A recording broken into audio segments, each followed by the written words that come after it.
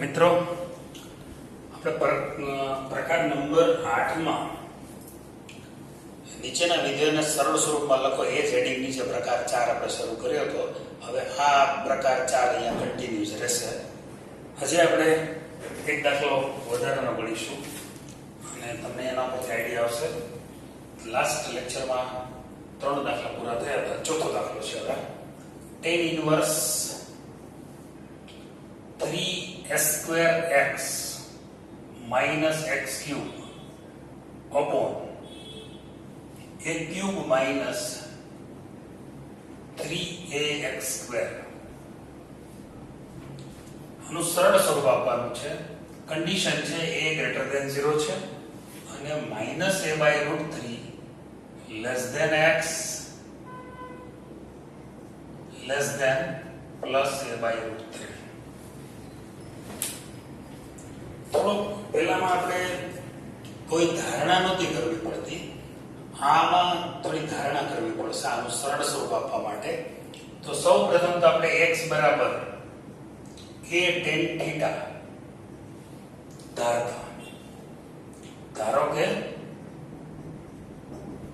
x બરાબર a tan theta. a tan theta ધારશું તો tan theta બરાબર શું થશે? x upon a થશે. માટે થીટા બરાબર શું થશે? tan inverse x by a. અહીં થીટા છે -π/2 થી +π/2 ની વચ્ચે આપણે ધારણા કરી શકીશું. કારણ કે tan inverse નો વિસ્તાર છે -π/2 થી +π/2. હવે tan inverse એમાં tan inverse 3s2x minus x cube upon x cube a cube minus 3ax square છે. એમાં x બરાબર a tan theta મૂકી દઈએ આપણે. તો માટે 3s square x એટલે a tan theta minus a cube એટલે a cube tan cube theta. અંશનું કામ પૂરું થયું. છેદમાં a cube અહીંયા 3a x square એટલે કે s square tan square theta. x બરાબર a tan theta જ્યાં આપણે x દેખાય છે a tan theta આપણે મૂકી દીધું બરાબર tan inverse અહીંયા થશે 3a cube tan theta minus a cube tan cube theta upon a cube minus 3a cube tan square theta બરાબર tan inverse. કોમન નીકળશે ઉપર. હા, એક આમ તો a cube કોમન છે અને tan theta પણ કોમન છે, પરંતુ આપણે ફક્ત a cube કોમન કાઢશું. કારણ હમણાં તમને સમજાઈ જશે. 3 tan theta minus tan cube theta upon a cube common 1 minus 3 tan square theta. મિત્રો a cube કેન્સલ થઈ જશે. હવે જે અંદર વધે છે કૌંસની અંદર એ વધે છે 3 tan theta minus tan cube theta upon 1 minus 3 tan square theta. આ કોનું સૂત્ર છે યાદ આવે છે? એ સૂત્ર છે tan 3 theta. તો એના બરાબર તમે લખી શકશો tan 3 theta. tan 3 theta બરાબર 3 tan theta minus tan cube theta upon 1 minus 3 tan square theta.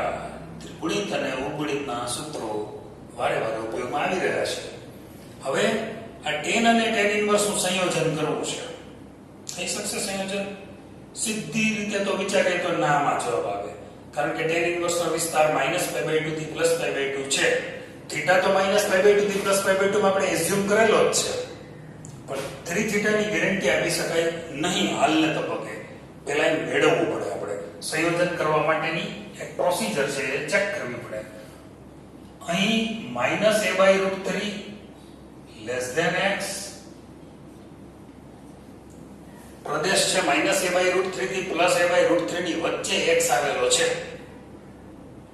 પહેલા તો આપણે થીટા સુધી પહોંચવું છે.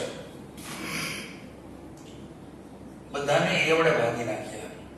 -a/√3 x/a લેસ ધેન 1/√3 બધાને a વડે ભાગીએ કારણ કે a બરાબર 0 નથી એટલે a વડે ભાગી શકાશે. -1/√3 એટલે 10 -π/6 x/a એટલે tan θ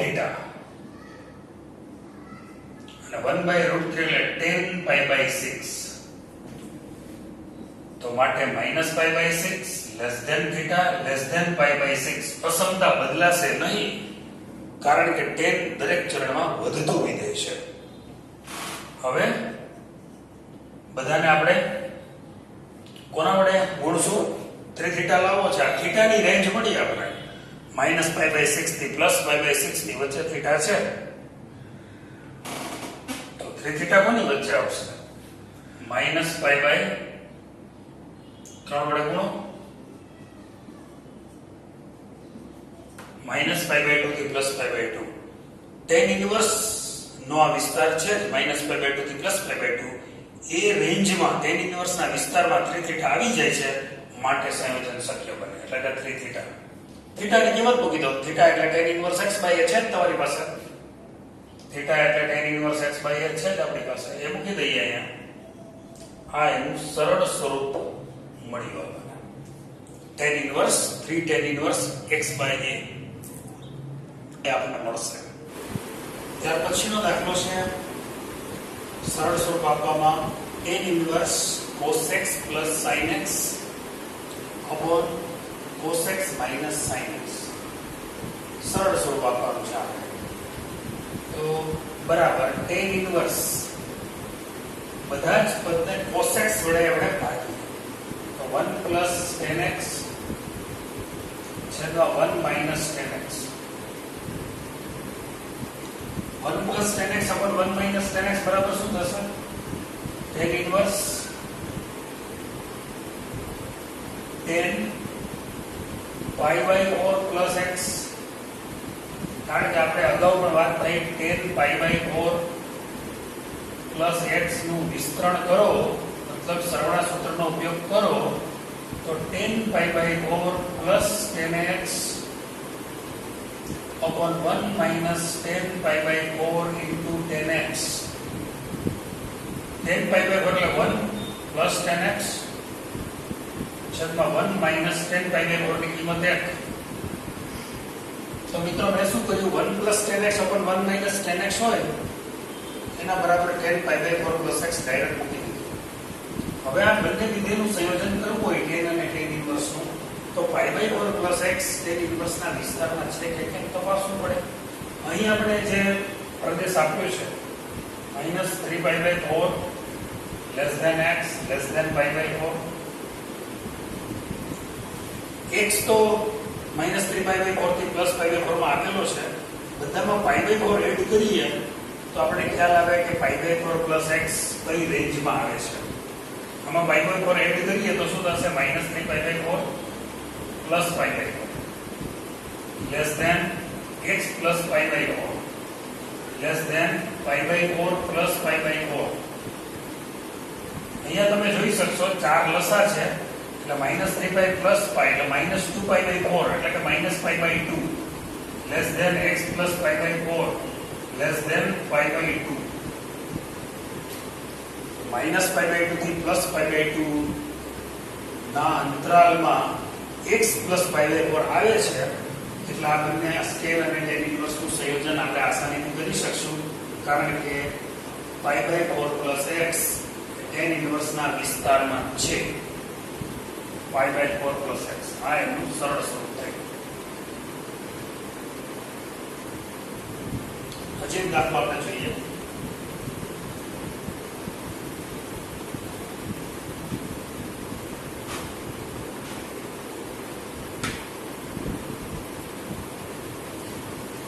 sin inverse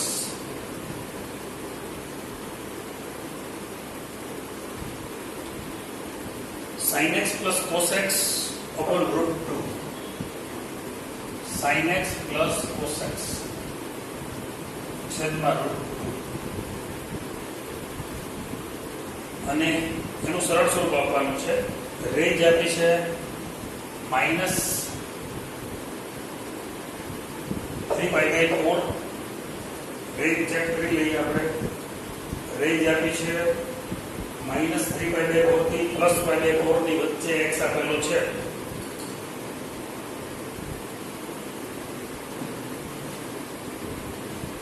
બરાબર sin ઇનવર્સ અહીંયા 1/√2 sin x plus 1/√2 cos x આવું આપણે લખી શકીએ, કારણ કે √2 છે એ લસાઅ છે. હવે sin ઇનવર્સ અહીંયા sin x આપણે એમને એમ રાખીએ અને 1/√2 એટલે cos π/4 લખી શકાય, પ્લસ આ cos x એમને એમ રાખીએ અને 1/√2 એટલે sin π/4 લખી શકાય. તો sin cos sin એટલે sin આલ્ફા વત્તા બીટા નું આ સૂત્ર થયું. sin x plus π/4. તમે સૂત્ર જાણો છો, sin આલ્ફા પ્લસ બીટા એટલે sin alpha plus beta sin alpha cos beta plus cos alpha sin beta સૂત્ર. એ સૂત્રનો આપણે ઉપયોગ. હવે આપણે આ સ્થિતિમાં પહોંચી ગયા. sin ઇનવર્સ ના વિસ્તારમાં જો x π/4 હોય તો સંયોજન શક્ય બને. તો એ ચેક કરીએ આપણે. અહીં આપણે જે x ની રેન્જ આપી છે -3/4 x π/4. તમારે બધામાં π/4 ઉમેરવું પડશે. આમાં π/4 ઉમેરો એટલે -3/4 plus π/4 less than x plus π/4 less than π/4 plus π/4. 4 લસા લઈ લ્યો તો -3π plus π -2π/4 એટલે -π/2 less than x plus π/4 less than આ બંનેનો સરવાળો કરો એટલે ફરીથી π/2. તો sin ઇનવર્સ નો વિસ્તાર તો -π/2 થી +π/2 સમૃદ્ધ અંતરાલ છે. તમારો જે x π/4 નો કિંમત છે તો -π/2 થી +π/2 વિરોધ અંતરાલમાં જ આવી જાય છે. તો ડેફિનેટલી આ સંયોજન શક્ય બનશે sin અને sin ઇનવર્સ નું. એટલે જવાબ આવશે x π/4. આ થયું સરળ સૂત્ર. મિત્રો હવે નવા લેક્ચરની અંદર આપણે આવતા લેક્ચરમાં થોડા અલગ પ્રકારના દાખલાઓ જોઈશું. એમાં સાબિતીના દાખલા છે. હવે 2 પ્રકારોથી 3 પ્રકારોથી બાકી રહેશે. પણ આ જે આપણે દાખલા ગણ્યા એનું હોમવર્ક તમને આપી દઉં. સ્વાધ્યાય 2.2